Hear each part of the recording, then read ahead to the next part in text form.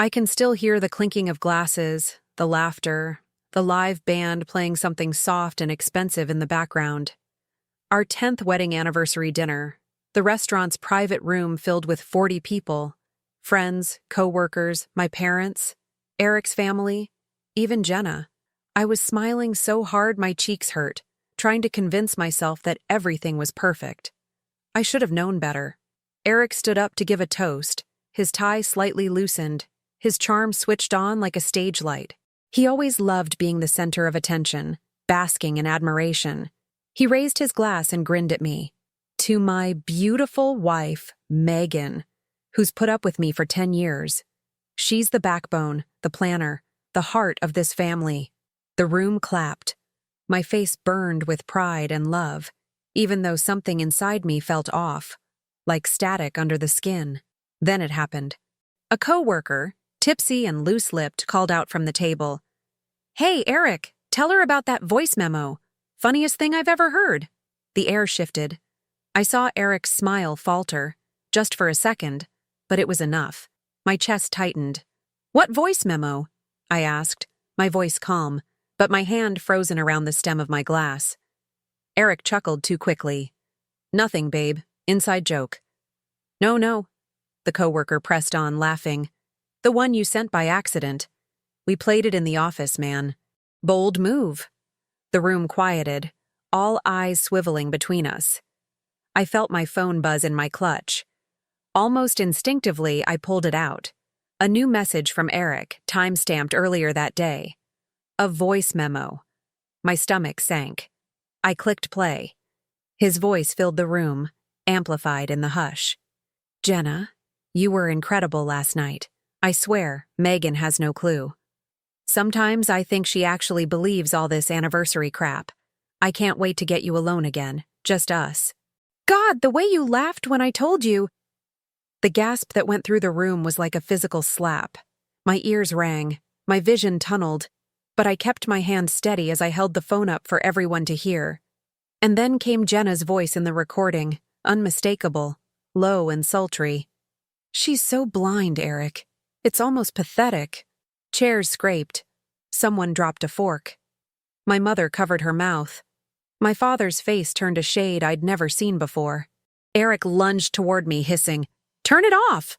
I stepped back, holding the phone higher. "No, let's all listen, since it's so funny." My voice didn't crack, though my insides were on fire. Jenna sat frozen across the table, her face pale, her hand gripping her wine glass so tight I thought it might shatter. "You've been screwing my sister," I said, loud enough for everyone to hear. The words tasted like poison and glass. "And mocking me while you did it." Eric's mask slipped. His eyes darted, desperate, calculating. "Megan, it's not what it sounds like." "Really?" I cut him off. "Because it sounded like you couldn't wait to sneak around with my sister again while I was out planning this celebration for you." Silence pressed down on the room. People were watching not just out of shock, but out of hunger, for scandal, for fallout. I turned to Jenna. "Tell me, how long have you been betraying me? Was it while Lily was napping upstairs? Was it during Christmas when you smiled at me across the table?" Her lips parted, but no words came. She shrank into her chair, crimson creeping up her neck. Eric reached for my arm. "Please, let's step outside." I yanked away. "Don't touch me." My voice cracked like a whip. "You humiliate me in my own marriage, in my own family, and you think you get to control this moment too?" No. The whispers grew louder. Phones were out now, discreetly recording. Eric knew it. His jaw tightened, that mix of anger and panic he couldn't hide anymore. And then it happened. I slapped him. The sound echoed in the quiet like a gunshot. His head snapped to the side, his hand instinctively going to his cheek. A collective gasp rippled through the crowd, but I felt nothing but clarity. I stood tall, looking him dead in the eye. "Congratulations, Eric. You gave me the best anniversary gift of all. Proof. Proof of who you are.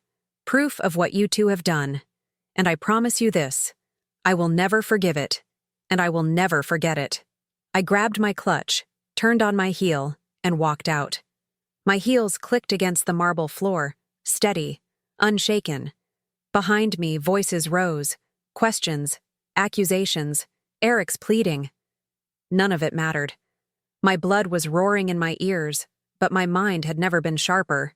At the entrance, I stopped and turned back one last time, projecting my voice over the stunned silence. Enjoy your dinner, because from this moment on, Eric, I'm going to take everything you care about, and I'll do it in broad daylight. Then I left. Into the night air. Into the cold that wrapped around me like steel. My marriage was over. My family torn apart. But I was already plotting. Revenge wasn't an idea. It was a vow carved into my bones.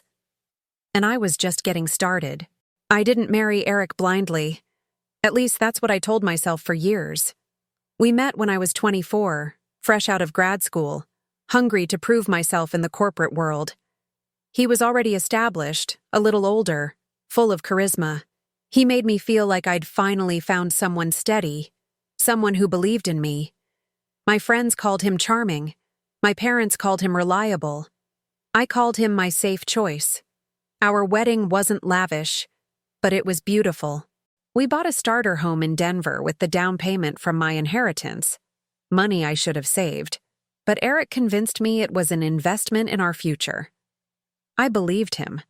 Every nail I hammered into that house, every coat of paint, every late-night conversation about bills, I thought it was building something unshakable. When Lily was born, I stepped back from work. Not completely. I still managed projects part-time, but the weight of the house, the childcare, the endless logistics landed on my shoulders. Eric promised he'd pick up the slack, but his version of support was paying bills and showing up for the occasional bedtime story. I told myself it was enough. There were signs. Of course there were. The late nights at the office, the sudden interest in fitness when he'd never cared before, Jenna dropping by the house at odd hours, claiming she wanted to help with Lily. At the time, I brushed it all off. I'd always been the one to hold the family together, to give people the benefit of the doubt.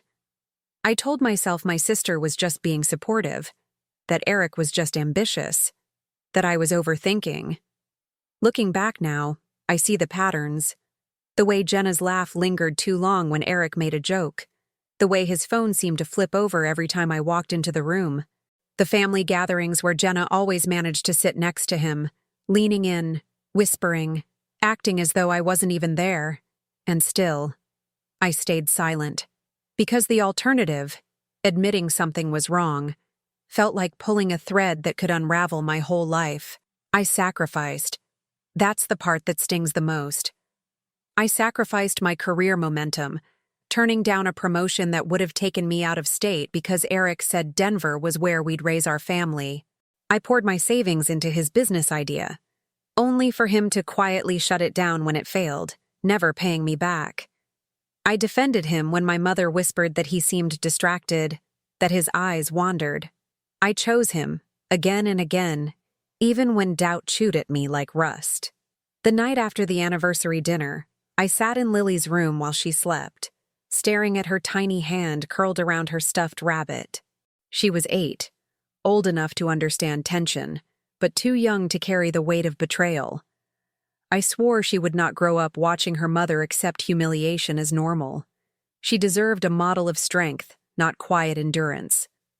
The next morning, as I tried to swallow the taste of coffee that felt like ash in my mouth, Lily shuffled into the kitchen in her pajamas.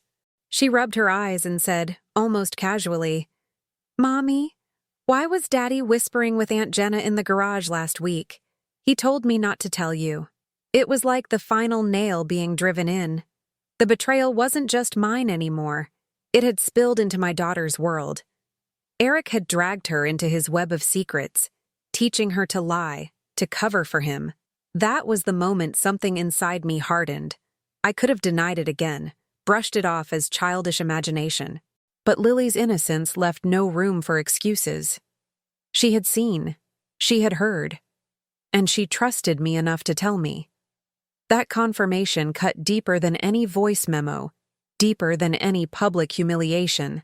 I kissed the top of her head and promised myself something she didn't need to hear out loud. I was done sacrificing, done protecting Eric, done pretending.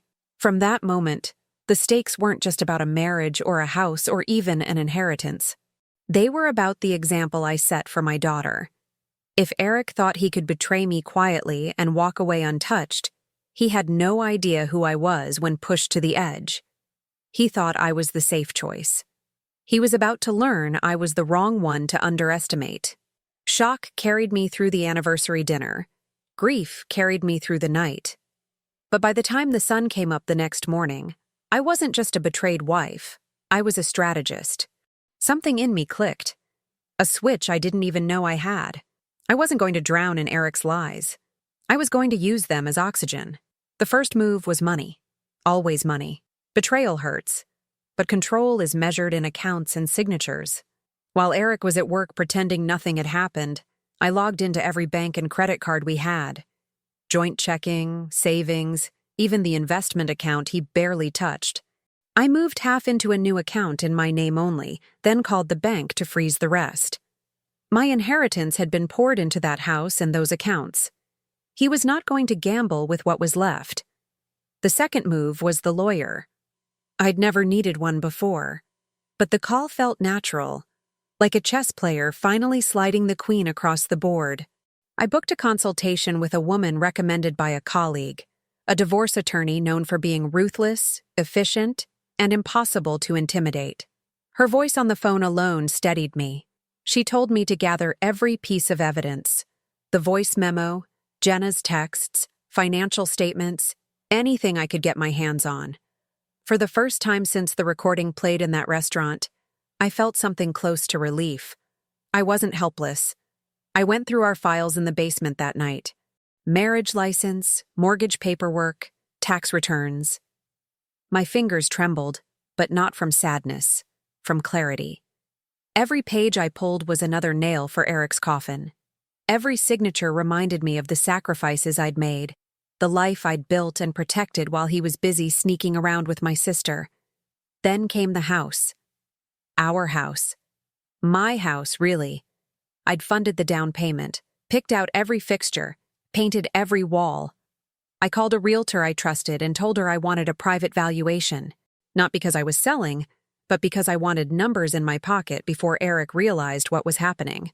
By day 3, I had Lily's school paperwork updated to list me as primary guardian. Eric didn't notice, too busy spinning lies to his friends. But I noticed everything. The more steps I took, the less he mattered.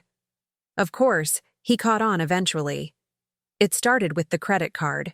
He stormed into the kitchen one evening, waving his phone like a weapon. "Why is the Amex declined? Did you forget to pay the bill?"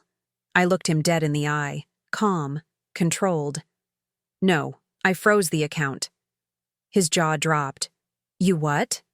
"You heard me." I didn't shout. I didn't need to. My money, my inheritance, my credit is not going to bankroll your affair with my sister. If you need to impress Jenna, figure it out on your own dime. He slammed his fist on the counter. "You can't do that. It's joint. It was joint." I cut in, my voice sharp as glass. "Not anymore." For the first time, I saw panic flicker across his face. Real panic. Not just anger or bluster. He realized I wasn't playing the devastated wife waiting for his apology.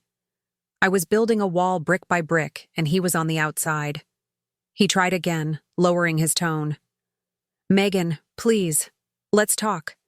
You're overreacting. We can fix this." I laughed. Not because it was funny, but because the words were so predictable, so pathetic. "You sent me your confession, Eric. There is no fixing this. There's only fallout. And I promise you, it's coming." He backed away then, muttering under his breath, trying to salvage dignity he didn't have anymore. I watched him go, my pulse steady. I wasn't afraid. I wasn't unsure. For the first time in years, I was in control. That night, I tucked Lily into bed, kissed her forehead, and whispered, "Mommy's got this." She didn't know the storm brewing around us, and she didn't need to. All she needed to see was that her mother was not crumbling. The betrayal had broken something in me. Yes, but it had also built something new. Steel, where there used to be softness. Strategy, where there used to be sacrifice. Eric thought he was clever, sneaking around, hiding in shadows. But I was done living in shadows. My moves were out in the open, deliberate, unstoppable. And the best part? He hadn't seen anything yet. Eric always believed consequences were for other people. He'd skate through his mistakes with charm, a quick lie, or some half-hearted apology. But this time was different. This time, every crack I opened spread fast, like a spiderweb across glass. And he had no idea how to stop it. The money was the first domino. Within days, his calls to the bank turned frantic. He'd storm into the living room with his phone pressed to his ear, barking at some poor customer service rep. "This is illegal. My wife can't just freeze my cards." Then he'd slam the phone down, glaring at me as if intimidation could undo signatures. I'd sip my coffee in silence, knowing full well it wasn't just legal. It was airtight. His face when he realized his access to cash was gone was almost comical. The man who prided himself on picking up dinner tabs, on flexing his credit line like a badge of honor, couldn't even swipe for gas without me knowing. Then came the whispers. Denver isn't a small city, but our circle wasn't that big. People talk, fast. That voice memo from the anniversary dinner had already begun its orbit through friends, colleagues, and extended family. It spread in fragments. "Did you hear about Eric?" She played the recording out loud. With her sister, can you believe it? By the time Eric walked into work on Monday, his co-workers' eyes told the whole story. He wasn't a leader anymore. He was gossip. Jenna didn't fare better. Our parents stopped answering her calls. My mother, who had always defended her, told me flatly, "She is no longer welcome in my house." For once, my mother's disapproval wasn't directed at me. It was her youngest daughter facing the full weight of judgment. Jenna tried sending me messages, weak apologies, rambling excuses, but I ignored everyone. She could drown in her own shame. The fallout reached Lily, too, though I shielded her as best I could. She came home from school one afternoon, cheeks flushed, clutching her backpack. "Mom, why are kids saying Daddy's in trouble?" My chest tightened, but I crouched to her level and said, "Because Daddy made bad choices. But you and I are safe, and that's all that matters." She nodded slowly, still too young to understand betrayal, but old enough to sense the truth. Eric's family was split. His brother stopped taking his calls altogether. His father, always more bark than bite, texted me privately, "Whatever you need during this, Megan, you have my support." That message was worth more than Eric's empty words ever were. But the real crack in his armor came when he tried to flex control. One night, he cornered me in the kitchen, his voice low and sharp. "You're ruining me! Do you understand that? Freezing accounts, spreading rumors. You're turning everyone against me." I leaned back against the counter, calm, steady. "You ruined yourself the moment you pressed record. All I'm doing is making sure the world sees you for who you are." His eyes narrowed, fury boiling. "I'll fix this. People will believe me." I almost laughed. "Fix it? You can't even buy groceries without begging me for cash. And people don't believe you, Eric. They've heard you. In your own voice. Your own words."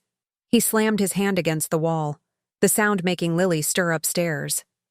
I stood my ground, refusing to flinch. "Don't raise your hand in this house again," I warned, my voice like ice. He froze, staring at me, realizing maybe for the first time that I wasn't afraid anymore. Days passed, and his desperation grew. He started texting at odd hours, strings of half pleas, half threats. "We need to talk. You're making a mistake. Don't do this to Lily." Then came the late-night calls, his number lighting up my screen while I lay awake, staring at the ceiling. I let them ring out every time. By the end of the week, he made his first real attempt to reach me in person. I was walking Lily home from school when he pulled up in his car, rolling down the window with that fake smile he used on strangers. Megan, can we talk? Just 5 minutes. Lily gripped my hand tighter, sensing my tension. I shook my head. Not here, not now. Megan, please, you don't understand what you're doing. I stopped walking, looked him dead in the eye in broad daylight, other parents milling around us. I understand exactly what I'm doing. You thought betrayal would break me. It's only building me. His smile faltered. People were watching. He knew it. And for once, he had no clever line, no way to charm his way back. He drove off, face hard, hands gripping the wheel too tight. I exhaled slowly, squeezing Lily's hand. The consequences had only just begun. He'd lost money. He'd lost respect. He'd lost family support. And now, he was losing the only thing that had ever kept me tethered: fear. Eric was unraveling, and I was just getting started.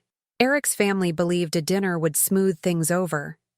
His mother called me herself, voice trembling but hopeful. Please, Megan, come. We need to talk this through as a family. It's time for healing. Healing. The word made me want to laugh. Still, I went. Not for Eric, not for Jenna.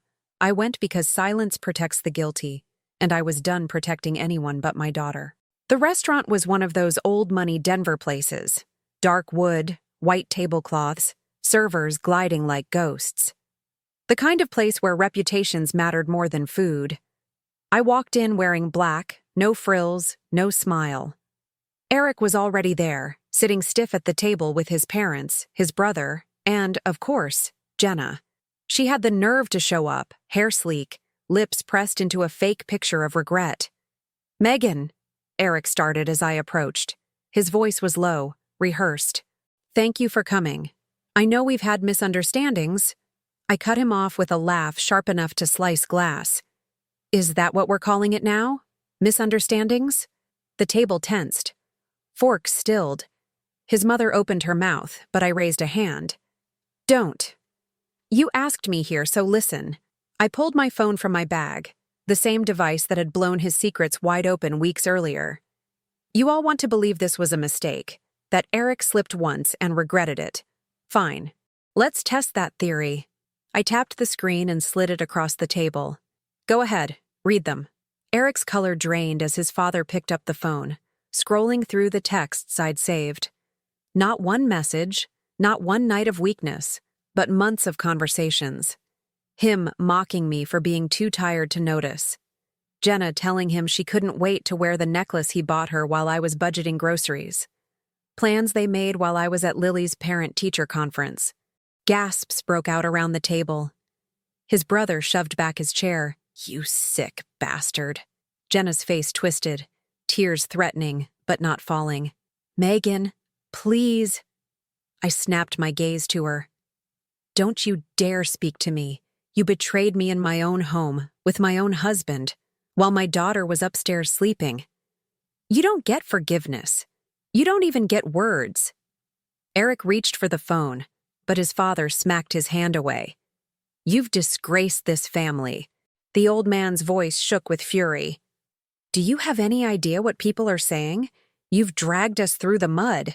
For once, Eric had no comeback. He sat there, cornered, his carefully crafted image crumbling. And that's when I stood, pushing back my chair with deliberate slowness. The whole restaurant had gone quiet, eyes darting from their meals to our table. Perfect. An audience.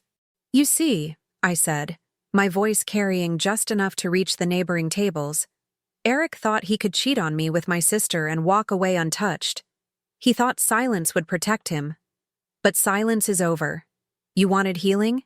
Here it is. The truth, raw, ugly, and his alone to carry. Eric lunged to his feet. Megan, stop making a scene. I turned, meeting his glare head-on. A scene? This is the scene you created. You just never expected me to set the stage. The waiter froze mid-pour at the next table. The couple by the window leaned in, phones discreetly tilted. Perfect again.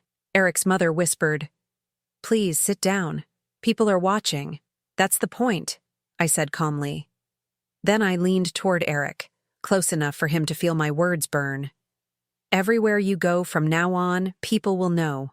They'll whisper. They'll stare. You built this reputation, and I'll make sure it sticks. I straightened and delivered the line I'd been waiting to say, the one I knew would spread beyond these four walls. Eric, you didn't just cheat on me. You auditioned for the role of coward, and you nailed it. The silence that followed was thick, stunned. Then came the first chuckle, then another, until muffled laughter rippled through the room. Jenna shot up from her chair, muttering something about not needing this, and fled toward the exit. Her heels clattered against the tile like retreating gunfire. Eric stood frozen, red blotching his face, fury and humiliation mixing into one expression I'll never forget. His parents couldn't even look at him. His brother shook his head in disgust. I picked up my bag, calm, unhurried. Enjoy dinner, everyone. I'm done wasting my appetite here. And I walked out. No tears, no hesitation. Just the steady rhythm of my heels echoing off the walls, the same sound that had carried me out of our anniversary dinner weeks earlier. As I stepped into the night air, my phone buzzed again. Messages already pouring in. Friends, acquaintances, even strangers who'd been in the restaurant. My words were spreading, faster than wildfire. Eric always loved an audience. Now he had one. But this time, they weren't clapping. They were laughing. And I wasn't finished yet. Eric always thought he could outtalk a storm. In his mind, words were weapons, and image was armor. After the restaurant humiliation, he went into full spin mode.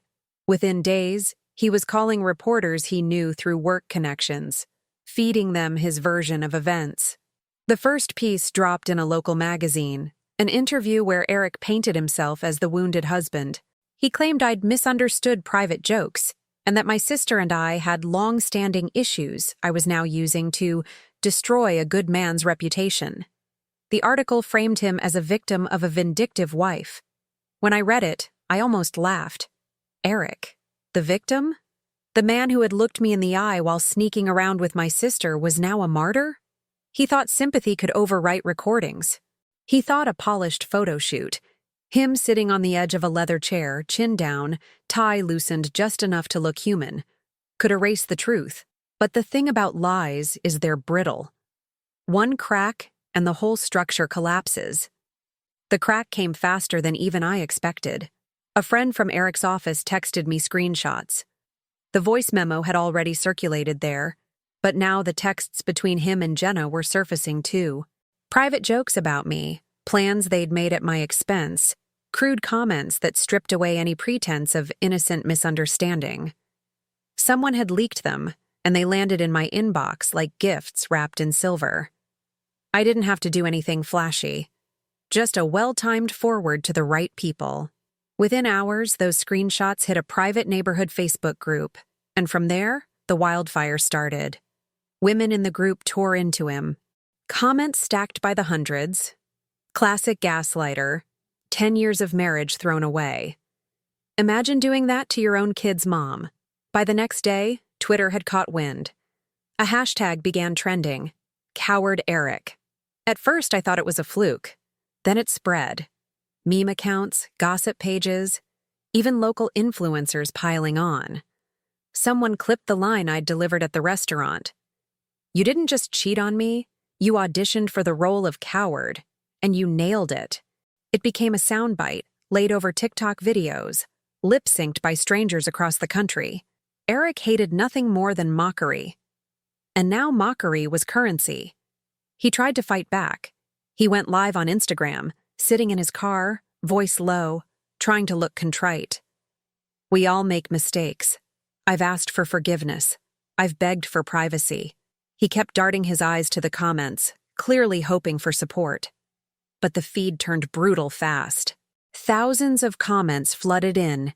Mistake is forgetting milk, not sleeping with your wife's sister. Where's Jenna now, coward? Show us the receipts. Megan already did. He ended the live after 12 minutes, face pale, hands shaking as he reached to cut the stream. The humiliation wasn't just online. He walked into his office and found whispers waiting for him. Lunch invitations dried up. Co-workers stopped making eye contact. Clients pulled out of meetings. Reputation wasn't an abstract thing anymore. It was income, opportunity, survival. And Jenna? She tried vanishing, deleted her socials, stopped answering calls. But it was too late. Someone dug up old photos of her and Eric together, posting them with captions like, "Family betrayal hits different." Her name was dragged through every thread, every comment section. Even old friends cut her off. At home, the silence was thick. Eric tried to talk to me once, standing in the doorway of the guest room where he'd been sleeping. His voice was thin. "You're enjoying this, aren't you? Watching me fall apart." I stared at him, unblinking. I don't have to enjoy it. I just have to let it happen. He shook his head, muttering about how cruel I was, how vindictive. But the truth was simple. I hadn't created his downfall. I'd just stopped hiding it. The PR war wasn't just about reputation. It was about power. For years, Eric had spun narratives that painted me as emotional, overreacting, too sensitive. Now the roles reversed. Every lie he told collapsed under the weight of receipts. Screenshots didn't need spin. Voice notes didn't need explanation. The world saw him clearly for the first time. And the more he fought, the worse it got. Every denial brought another leak, another screenshot. Friends of Jenna's began chiming in anonymously. Stories of her bragging about Eric. Proof she'd been flaunting the affair long before the memo slipped. Even Eric's brother posted a cryptic status online. "Family should be sacred. Some lines can't be uncrossed." It didn't mention names, but everyone knew. Within a month, Eric's carefully built image was rubble. His bosses called him in, citing damage to the company's reputation. He came home furious, blaming me. "You're destroying my career." "No," I said quietly. "You destroyed it the moment you thought secrecy made you invincible." He paced the room like a caged animal, hair disheveled, face red. "I'll sue for defamation. I cut him off with a calm smile. "Sue who, Eric? The internet? Your coworkers? Your brother? Or me? Because I have the receipts, and a judge will too." He deflated, the fight leaving him in waves. The man who once strutted through restaurants with his hand on the small of my back now avoided public places altogether. He wore baseball caps pulled low, sunglasses indoors, desperate to disappear. But humiliation doesn't vanish. It multiplies. And I wasn't finished, because this wasn't just about Eric being laughed at online. This was about dismantling every ounce of power he thought he had. Reputation gone, social circle crumbling, family divided, and soon, finances and custody too. The PR war had ended, and it wasn't even close. The public saw him for what he was: a liar, a coward, a man who gambled with his family and lost. And I was just getting ready for the next round. By the time Eric's public image was in ashes, I was already 10 steps ahead. Reputation crumbles quickly, but money and custody, that's where the real war lives. And I wasn't about to leave those pieces untouched. The first court date came faster than he expected. My attorney, sharp, unflinching, filed for divorce with evidence attached. The voice memo, the texts, the screenshots. She walked into that courtroom like she'd already won because we both knew we had. Eric showed up late, eyes bloodshot, tie crooked, hands shaking. Gone was the man who used to command boardrooms. He looked like a defendant, and that's exactly what he was. We laid everything out. The inheritance I'd used to buy the house, the savings I'd funded, the nights I'd worked double shifts while he chased half-baked business ideas. The judge listened, flipping through pages of proof, barely hiding his disdain as Eric tried to spin excuses. "It was emotional support, not an affair," he mumbled at one point. My attorney simply tapped the transcript of his own words. "Jenna, you were incredible last night." The courtroom chuckled. Eric's face burned crimson. Custody was next. Lily was my anchor, my reason for every move I made. I wanted it airtight, no loopholes, no chance for him to drag her through his chaos. We presented records, how I managed her schooling, medical appointments, daily life, how Eric missed conferences, forgot pickup times, and once left her waiting outside in the cold because he was caught up at work. The judge's patience wore thin as the list grew. By the end, it wasn't just custody. It was full custody awarded to me, with Eric allowed supervised visits. He exploded in the hallway afterward, hissing under his breath. "You turned my daughter against me." "No," I said, my voice steady. "You did that the moment you made her cover your lies. Don't you dare put that on me." The financial fallout came next, swift and brutal. Our accounts were already split, but divorce meant division of assets. The house? Mine, backed by proof of my inheritance. The retirement accounts? Split, with me walking away with the lion's share after my attorney traced every dollar I contributed. Eric, who once bragged about his business savvy, sat in stunned silence as the judge signed away his leverage. Even worse for him, his father, once his biggest safety net, cut him off. The man pulled me aside after one hearing, his face lined with shame. "Megan, I raised him better than this. He's no longer my concern. You and Lily, however, you'll always have my support." That conversation spread quickly. Within weeks, Eric's family gatherings no longer included him. His brother blocked his number entirely. Holidays came and went with Eric alone, while the rest of us shared meals, laughter, and healing without him. Jenna was absent too, her name unspoken, her existence like a stain no one wanted to acknowledge. Jenna's collapse was quieter, but no less devastating. With her reputation shredded and her family ties severed, she spiraled. Friends abandoned her, jobs stopped calling back, and she eventually packed up and left Denver. I heard through a cousin she was crashing on couches in another city, broke and bitter. Once, that knowledge might have given me a twisted satisfaction. Now it was just background noise. She'd destroyed herself. I didn't need to lift a finger. Eric, though, his unraveling was impossible to ignore. He lost his job when the company cited irreparable harm to public trust. His car was repossessed. His credit tanked. I saw him once outside the courthouse, haggard, wearing a suit that didn't fit anymore. He tried to sneer, tried to summon that old arrogance, but it crumbled the second our eyes met. "You're ruthless," he spat. "No," I corrected him calmly. "I'm thorough. You built this mess. I just stopped cleaning it up for you." The words hit harder than any slap. He staggered, muttering to himself, and walked away like a man without a destination. Family allies only reinforced his isolation. My parents, who had once tried to keep peace at any cost, told him flatly never to step foot in their home again. Even his mother, who'd begged me to heal months earlier, finally admitted, "He's not the man I thought he was. He's not welcome here until he takes responsibility." And we both know he never will. The final nail came when the court finalized the divorce. In black ink on white paper, it was all official. House, accounts, custody, assets. Everything solidly in my hands. Eric left that day with nothing but the clothes on his back and a stack of debts. I didn't cheer. I didn't gloat. I just exhaled. Years of sacrifice, of silence, of swallowing doubt, balanced in a single decree. Word spread fast. Denver's circles are smaller than people realize. Eric Kaiser wasn't just a man who cheated on his wife. He was a man who lost everything because of it. And I walked out of that courthouse not broken, not bitter, but free. I thought I'd seen the last of Eric the day the divorce papers were stamped. But men like him don't go quietly.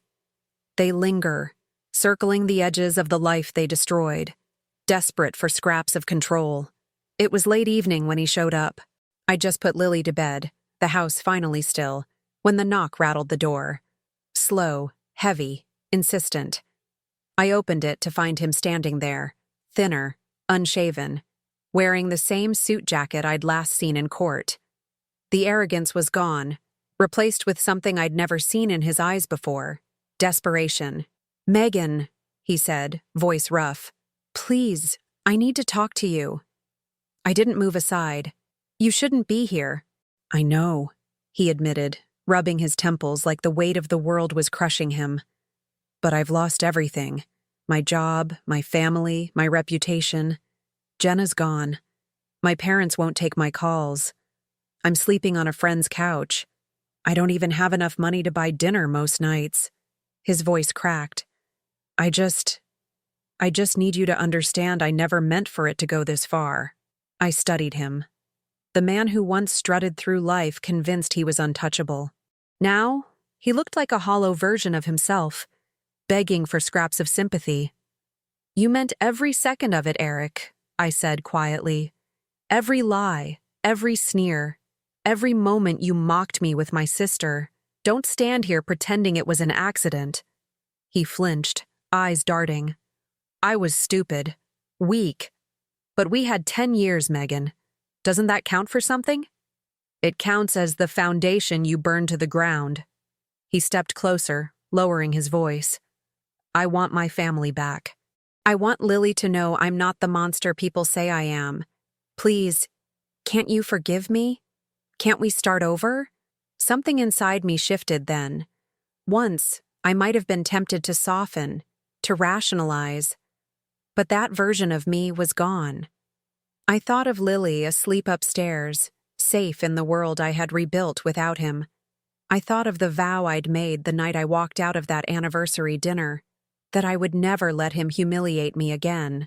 Start over? I repeated, my tone sharp. You don't get to press reset after shattering everything. You don't get another chance to poison this house or this family. You chose betrayal. You chose cowardice. And now you're living in the ruins of your own choices. His hands shook. Megan, please. I'll change. I swear. I let the silence stretch, the weight of it pressing into him. Then I delivered the words that had lived in me for months, the truth he needed to hear, whether it broke him or not. You're the architect of your own destruction. The line hit like a stone dropped in water, rippling through the air until his shoulders caved. He stared at me, lips parted, eyes glassy. For once, he had no comeback, no defense. Just the crushing reality of who he'd become. I stepped back and closed the door slowly, the latch clicking into place like a final nail in his coffin. On the other side, I heard him breathe out a sound halfway between a sob and a curse. Then footsteps retreating into the night. I leaned against the door for a moment, exhaling, steady. My hands didn't shake. My heart didn't race. I felt nothing but clarity. The chapter was closed. He had begged, he had pleaded, and I had given him the only truth that mattered. And for the first time in years, I knew with absolute certainty, I was free. A year passes quickly when you stop living in survival mode. The days blur less, the nights feel lighter, and even the silence of the house shifts from heavy to peaceful. I used to dread waking up alone. Now I savor it. The quiet mornings when it's just me, Lily's laughter echoing from her room, and the freedom of knowing there are no hidden knives behind smiles. Life rebuilt itself in pieces. I went back to work full-time, climbing higher than I'd ever managed before. Turns out the sacrifices I once made for Eric's half-baked ventures weren't wasted. They made me sharper, tougher, more relentless. My boss called me a storm in heels. I took it as a compliment. Promotions followed, paychecks grew, and for the first time, I wasn't just surviving financially. I was thriving. The house, my house, felt alive again. Fresh paint, new furniture, no shadows lurking in corners. Lily flourished too.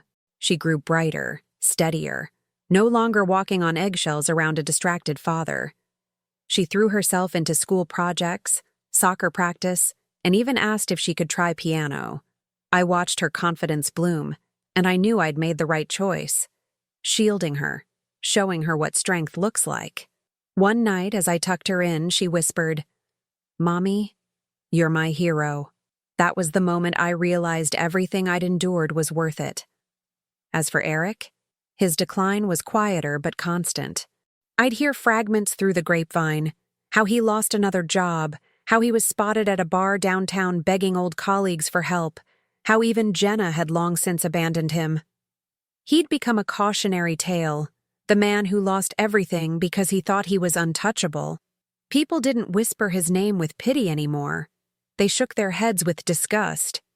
I ran into him once at a grocery store. He looked smaller, thinner, almost unrecognizable in an old hoodie, pushing a basket with a few cans of soup. He froze when he saw me, eyes darting down like a child caught stealing. I didn't stop. I didn't need words. The look on his face told me he knew. Our worlds had split, and mine was thriving while his had withered.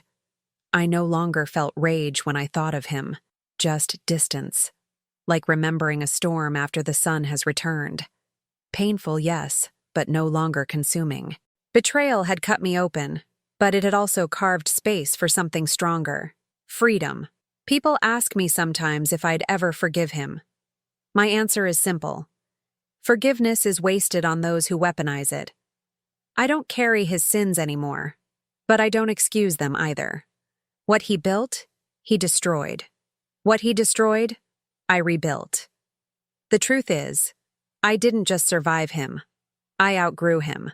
And now, when I look at my daughter, my home, my reflection in the mirror, I see a woman who refused to be defined by betrayal.